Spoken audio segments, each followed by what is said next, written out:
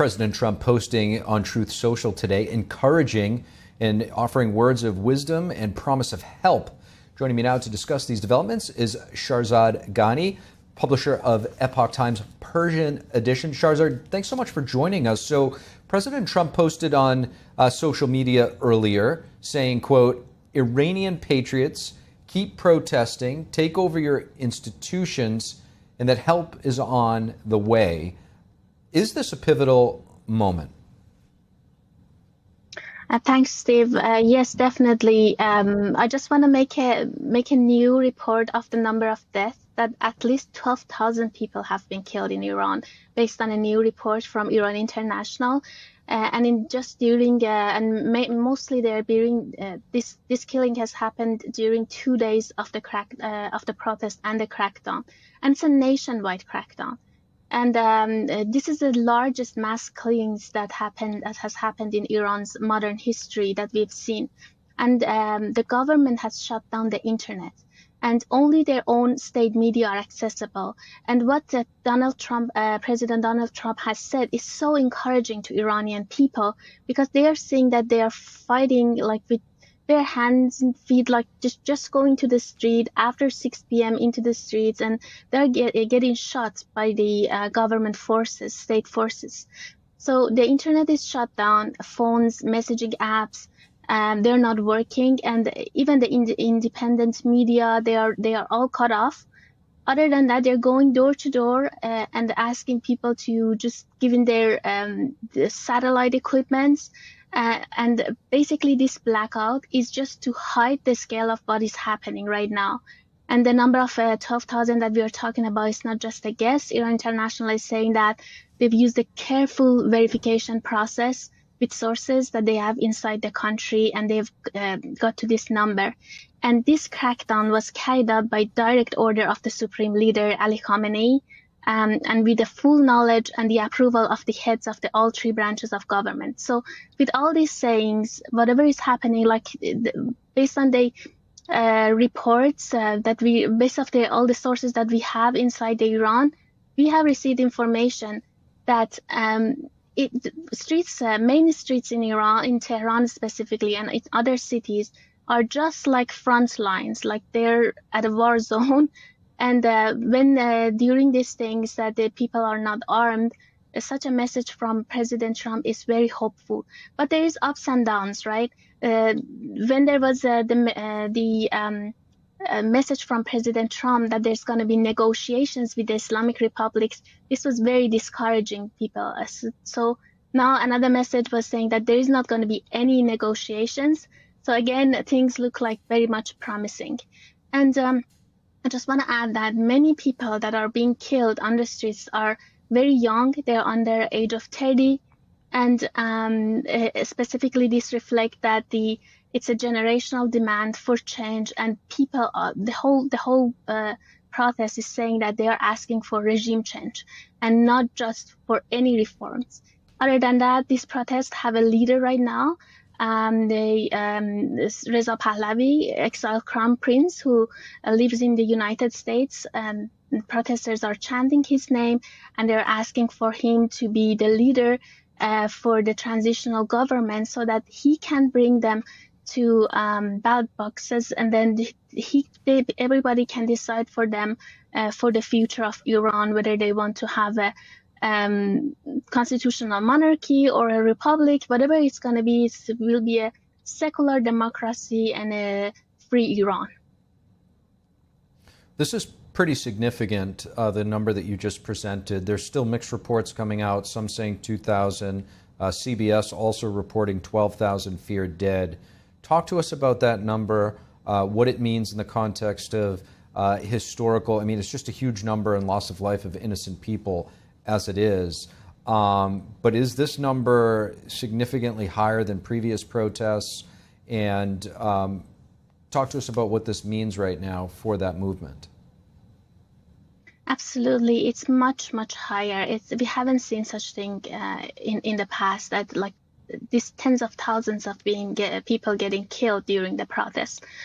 So they don't call it anymore a protest. They're calling this is a national revolution that is happening inside Iran. And this shows that they are really fighting. Iran can be said it's in the war, like between people and the Islamic regime, which they never chose that, and they've never been able to represent the Iranian people.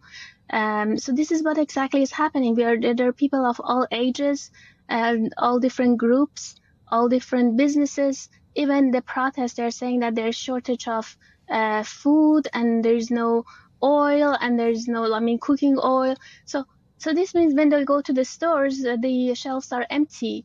And one of the main reasons are that the distributors and the producers are also on protest.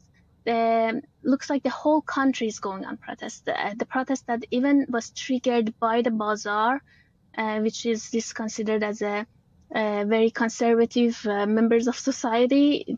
And these are the last groups that finally in 2026 they came out for this protest. So yes, since the death of Mahsa Amini in 2022, this is the largest numbers of deaths that we are seeing. We have sources again inside that we interviewed in Epoch Times Persian. Like there was a lady who came out of the country.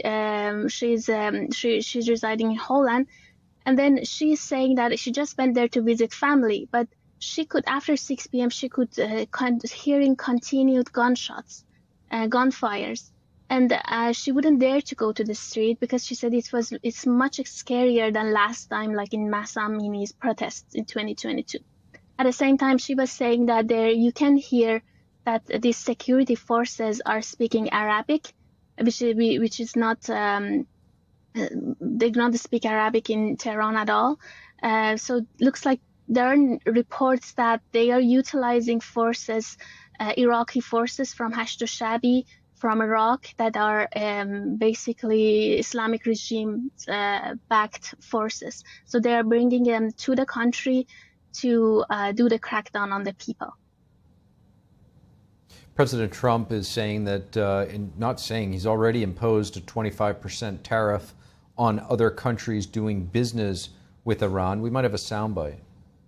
Well, there's a lot of help on the way and in different forms, including economic help from our standpoint, and not going to help Iran very much. And, we put Iran out of business with their nuclear capacity.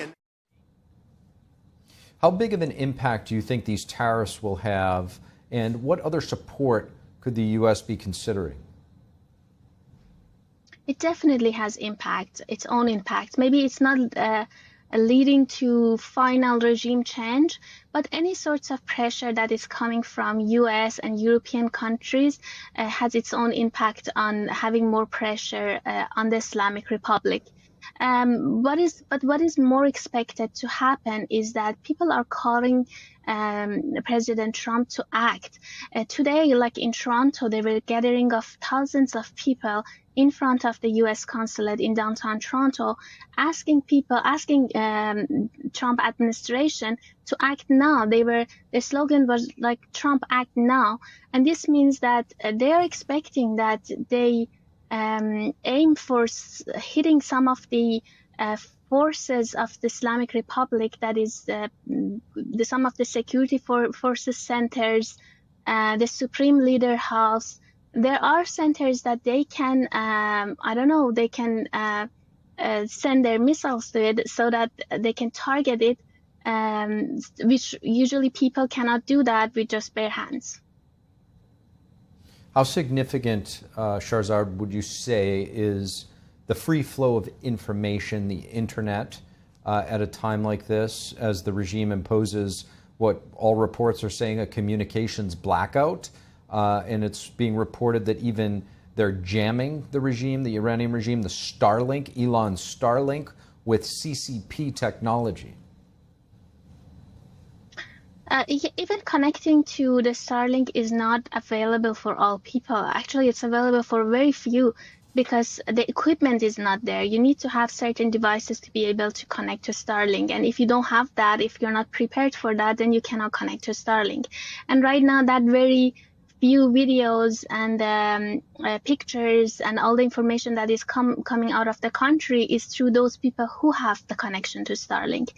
At the same time, yes, there is really very, very, very much limited access to the information inside the country. Today, it was just a few hours that the calls could happen to the outside of the outside Iran.